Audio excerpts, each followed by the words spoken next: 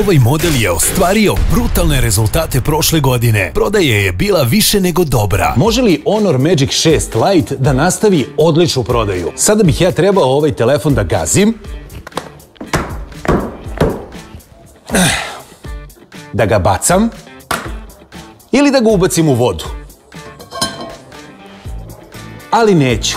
Ovim telefonom ću da snimam i predstavim Honor X8B. Smart telefon u zelenoj boji. Honor X8B je elegantan telefon sa velikim AMOLED ekranom dijagonale 6,7 inča. Kamera na leđima je trostruka glavna sa 108 megapiksela, 5 megapiksela ultra wide kamera i 2 megapiksela makro kamera. Selfie kamera je 50 megapiksela. X8B ima veliki kapacitet memorije od 256 GB i RAM memoriju od 8 GB.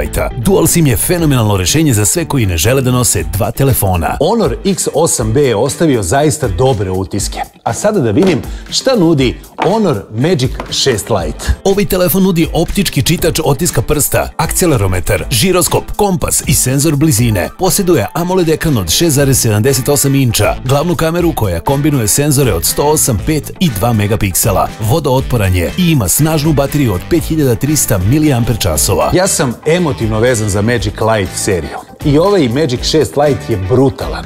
Ali Honor X8B je dobra priča za period godine koji dolazi.